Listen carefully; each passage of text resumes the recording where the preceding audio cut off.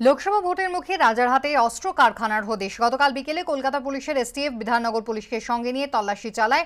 কথা বলবো আমাদের প্রতিনিধি ময়ূক ঠাকুর চক্রবর্তীর সঙ্গে। ময়ূক, কি উদ্ধার হয়েছে?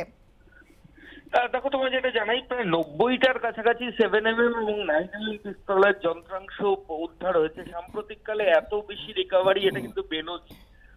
প্রায় 90-এর কাছাকাছি 7mm এবং 9mm পিস্তল, এছাড়াও কাটার মেশিন, বেশ কয়েকটা লেদ মেশিন যেখানে এই পিস্তলকে তৈরি করা হতো, সেগুলো কিন্তু রিকভারি হয়েছে। মোট 6 জন এখনো পর্যন্ত গোটা ঘটনায় গ্রেফতার হয়েছে।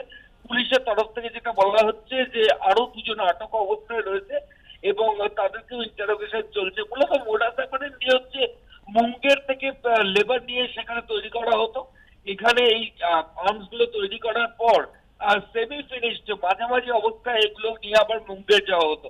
তারপর ওখানে পুরোপুরি ফিনিশ করা হতো, করে আবার এগুলোকে নিয়ে কলকাতায় এসে বা ওয়েস্ট বেঙ্গল এসে বিভিন্ন জায়গায় পাঠানো, এটাই ছিল মূলত ছক।